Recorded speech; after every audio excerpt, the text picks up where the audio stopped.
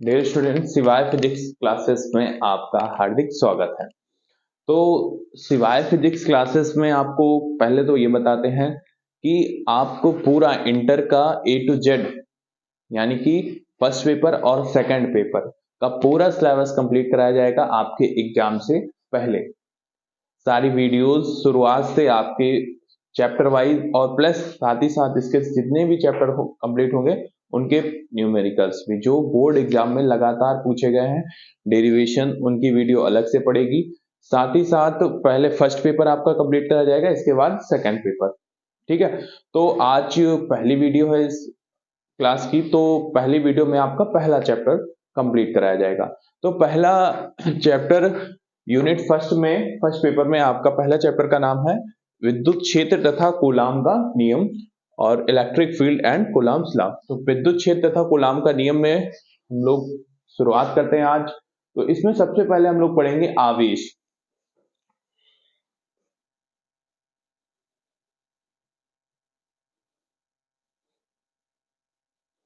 तो आवेश आवेश क्या है?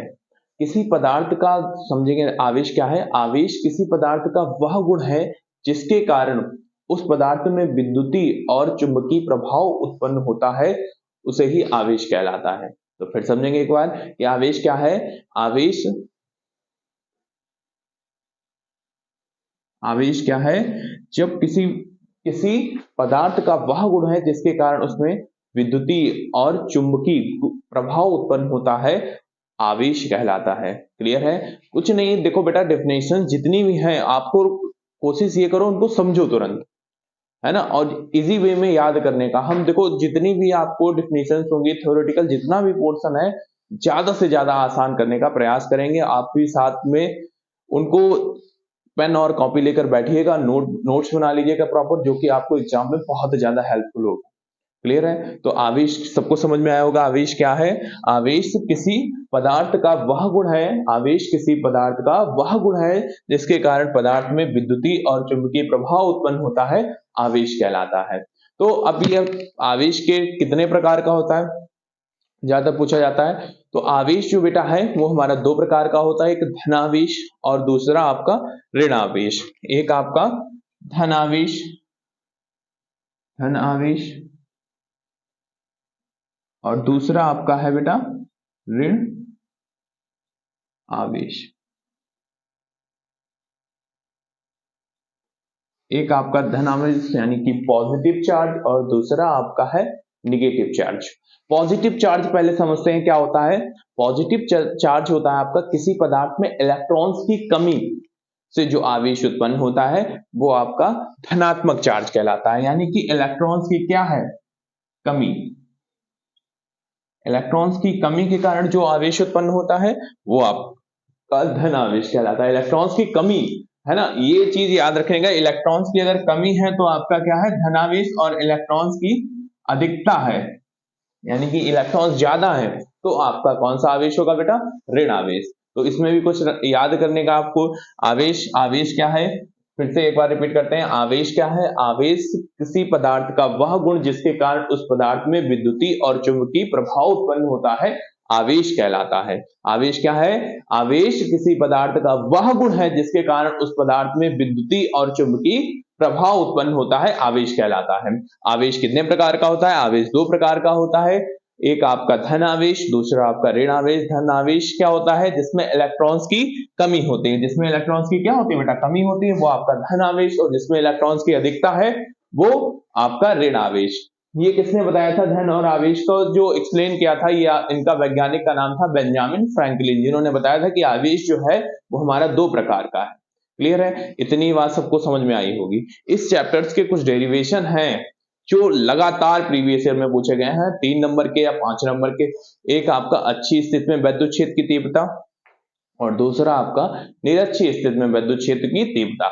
अगर ये डेरिवेशन आप तैयार कर लेते हैं तो साथ ही साथ आपका क्या फायदा होता है इसमें कि जो आपका थर्ड चैप्टर है फर्स्ट पेपर में वैद्युत विभव, उसमें भी दो डेरिवेशन इसी से रिलेटेड है और बाकी आपके चुंबकत्व में भी दो डेरिवेशन आते हैं, वो भी इसी से रिलेटेड है।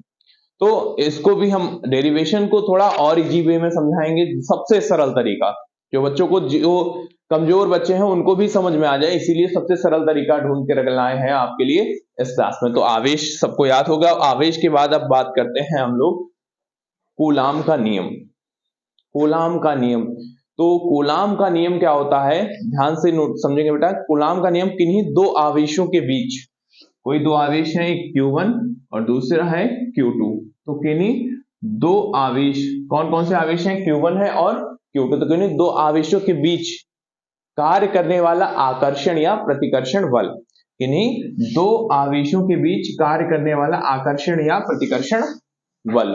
तो क्या डेफिनेशन है, किन्हीं दो आवेशों के बीच कार्य करने वाला आकर्षण या प्रतिकर्षण बल उनके आवेशों के गुणनफल के समानुपाती, उनके आवेशों के गुणनफल के, यानी कि Q1 Q2 के गुणनफल के समानुपाती तथा उनके दूरी के, तथा उनके बीच की दूरी के वर्ग के व्युत्क्रमानुपाती होते हैं। यानी कि दूरी r है इन आवेशों के, तो दूरी के वर्ग यानी कि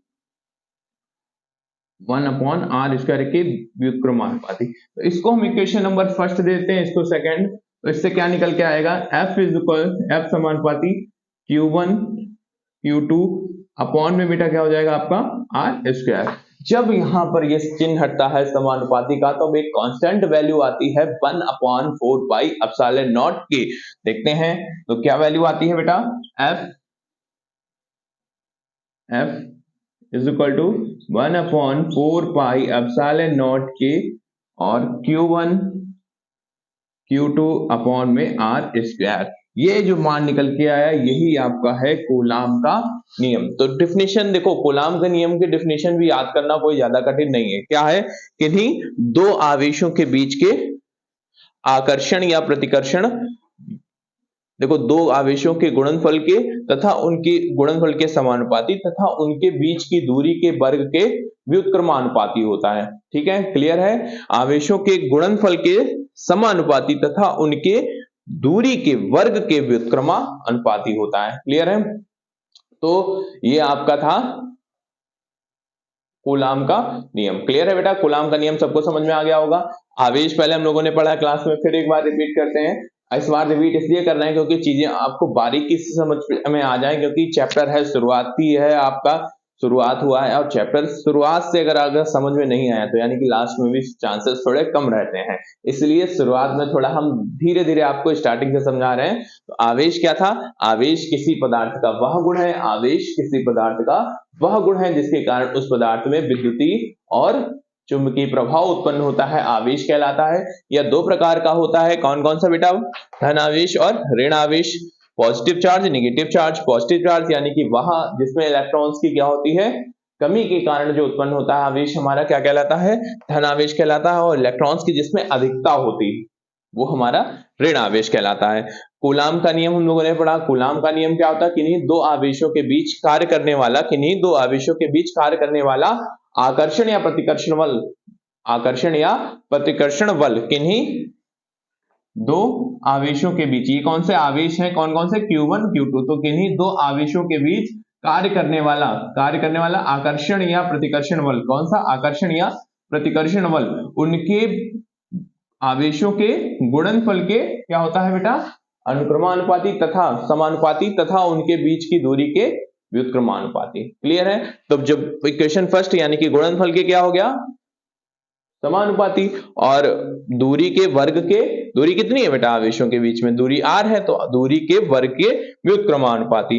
तो जब हम इसमें से समानुपाती का चिन्ह हटाएंगे तब कांस्टेंट वैल्यू आएगी 1/4πε0 Q1 Q2 अपॉन में r²। यही है हमारा कूलाम का नियम। क्लियर है बेटा, अब इसमें बात करते हैं कि आखिर जो हमारा एप्सिलॉन नॉट है, इसको क्या बोलते हैं बेटा, एप्सिलॉन नॉट। एप्सिलॉन नॉट की वैल्यू क्या होती है, एप्सिलॉन नॉट की वैल्यू होती है